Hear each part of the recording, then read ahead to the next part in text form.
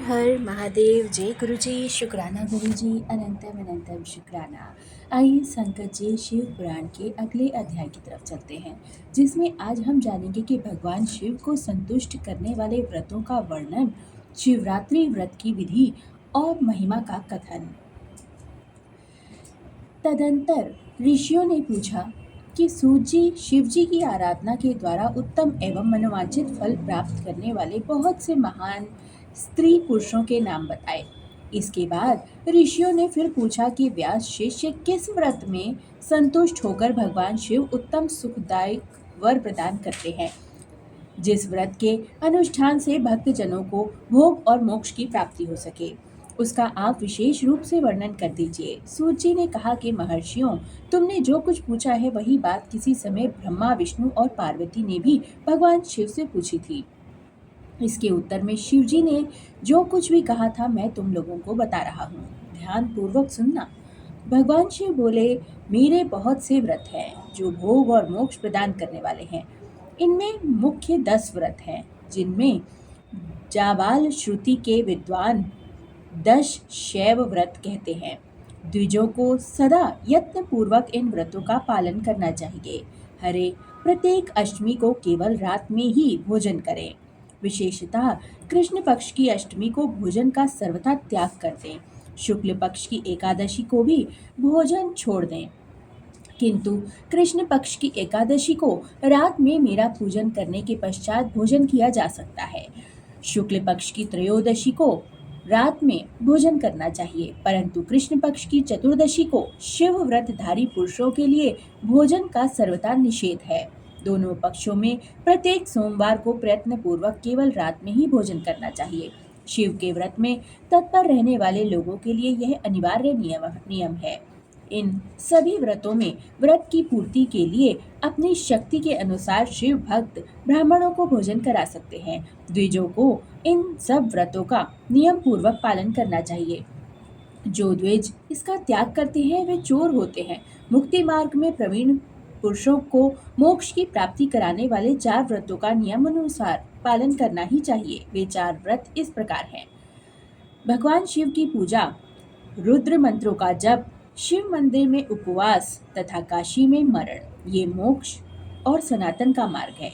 सोमवार की अष्टमी और कृष्ण पक्ष की चतुर्दशी, इन 2 तिथियों को उपवास पूर्वक व्रत रखा जाए तो वह भगवान शिव को संतुष्ट करने वाला होता है। इसमें अन्यथा विचार करने की आवश्यकता भी नहीं होती। हरे, इन चारों में भी शिवरात्रि का व्रत ही सबसे अधिक बलवान है। इसलिए भोग और मोक्ष रूपी फल की इच्छा रखने वाले लोगों को मुख्यतः उसी का पालन करना चाहिए। इस व्रत को छोड़कर दूसरा कोई मनुष्य के लिए हितकारी व्रत नहीं है। यह व्रत सबके लिए धर्म का उत्तम साधन है। निष्काम अथवा सकाम भाव रखने वाले सभी पुरुषों को, वर्णों को, आश्रमों, स्त्री, बालकों, दासों, दासियों तथा देवता आदि सभी देहधारियों के लिए यह व्रत सबसे ज्यादा श्रेष्ठ और हितकारी बताया गया है। माघ मास के कृष्ण पक्ष में शिवरात्रि तिथि को विशेष महात्म्य बताया जाता है। जिस दिन आधी रात के समय तक वह तिथि विद्यमान हो, उसी दिन इसे व्रत रखने के लिए ग्रहण करना चाहिए। शिवरात्रि करोड़ों हत्याओं के पाप का नाश करने वाली होती है। केशव, उस समय, उस दिन सवेरे से लेकर जो कार्य करना आवश्यक है उसे प्रसन्नता पूर्वक तुम्हें बता रहा हूँ। तुम अति ध्यान देकर सुनना। बुद्धिमान पुरुष सवेरे उठकर बड़े आनंद के साथ स्नान आदि और नित्य कर्म करें।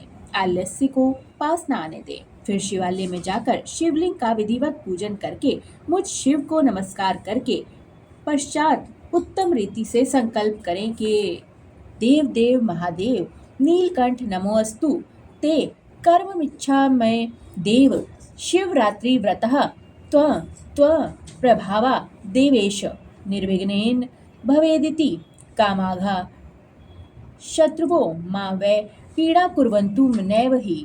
देव देव महादेव नीलकंठ, आपको मेरा नमस्कार है, सादर नमस्कार है। देव, मैं आपके शिवरात्रि का व्रत का अनुष्ठान करता हूँ।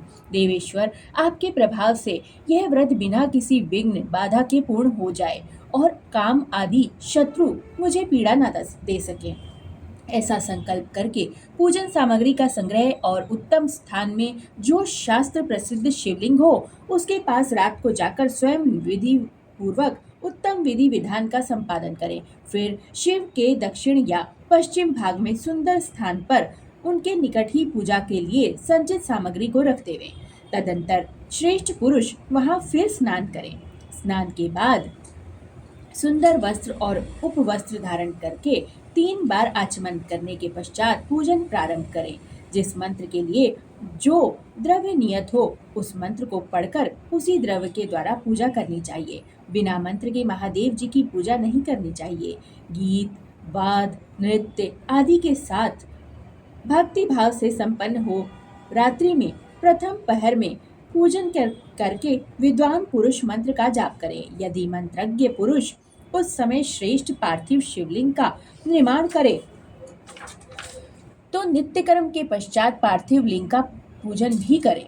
पहले पार्थिव बनाकर पीछे उसकी विधिवत स्थापना करें। फिर पूजन के पश्चात नाना प्रकार के स्रोतों द्वारा भगवान वृषभ ध्वज को संतुष्ट करे। बुद्धिमान पुरुष को चाहिए कि उस समय शिवरात्रि के व्रत की महात्मा का पाठ करे। श्रेष्ठ भक्त अपने व्रत की पूर्ति के लिए उस महात्मा को श्रद्धा पूर्वक सुने। रात्रि के चारों पहरों में 4 पार्थिव लिंगों का निर्माण करके आवाहन से लेकर विसर्जन तक क्रमशः उनकी पूजा करके और बड़े उत्सव के साथ प्रसन्नता पूर्वक जागरण करें। प्रातःकाल स्नान करके पुनः वहां पार्थिव शिवलिंग का स्थापन और पूजन करें। इस तरह व्रत को पूरा करके हाथ जोड़कर मस्तक झुकाकर बार बार नमस्कार करने के पश्चात भगवान शंभु से इस प्रकार प्रार्थना करें। महादेव, आपकी आज्ञा से मैंने जो व्रत ग्रहण किया था स्वामी, वह परम उत्तम व्रत पूर्ण हो गया है, अतः अब उसका विसर्जन करता हूँ। हे देवेश्वर, सर्व यथाशक्ति किए गए इस व्रत से आप आज मुझ पर कृपा करके संतुष्ट हो जाइए। तत्पश्चात शिव को पुष्पांजलि समर्पित करके विधि पूर्वक दान दें। फिर शिव को नमस्कार करके व्रत संबंधित नियम का विसर्जन कर दें। अपनी शक्ति के अनुसार शिव भक्त ब्राह्मणों को, विशेषतः सन्यासियों को भोजन कराकर पूर्णतः संतुष्ट करके स्वयं भी भोजन कर लें। हरे, शिव को प्रत्येक प्रहर में श्रेष्ठ शिव भक्तों को जिस प्रकार विशेष पूजा करनी चाहिए उसे मैं बताता हूँ, ध्यान पूर्वक सुनना। प्रथम प्रहर में पार्थिव लिंग की स्थापना करके अनेक प्रकार के सुंदर उपचारों द्वारा उत्तम भक्ति भाव से पूजा करें। पहले गंध, पुष्प आदि 5 द्रव्यों द्वारा सदा महादेव जी की पूजा करनी चाहिए। उस द्रव्य से संबंधित रखने वाले मंत्रों का उच्चारण करके पृथक पृथक वह द्रव्य समर्पित करना चाहिए। इस प्रकार द्रव्य समर्पण के पश्चात भगवान शिव को जलधारा अर्पित करनी चाहिए।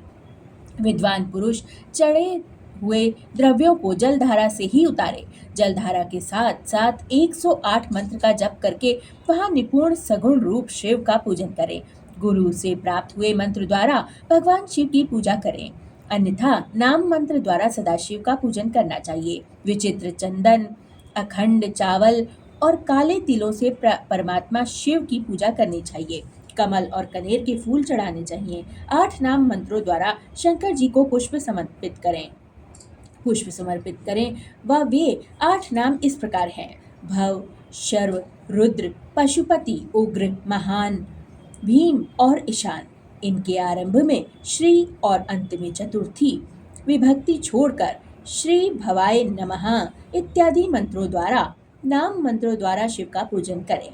पुष्प समर्पण के पश्चात धूप, दीप और नैवेद्य निवेदित करें। पहले प्रहर में विद्वान पुरुष नैवेद्य के लिए पकवान बनवा ले। फिर श्रीफल युक्त विशेषाध्यार्घ्य देकर तांबूल समर्पित करें। तांबूल समर्पित करने के पश्चात तदंतर नमस्कार और ध्यान करके गुरु के दिए हुए मंत्र का जप करें। गुरुदत्त मंत्र ना हो तो पंचाक्षर नमः शिवाय मंत्र के जप से भगवान शंकर को संतुष्ट करें। धेनु मुद्रा दिखाकर उत्तम जल से तर्पण करें। तत्पश्चात अपनी शक्ति के अनुसार 5 ब्राह्मणों को भोजन कराने का संकल्प भी करें। फिर जब तक पहला प्रहर पूरा न हो जाए तब तक भगवान व महान उत्सव करते रहें।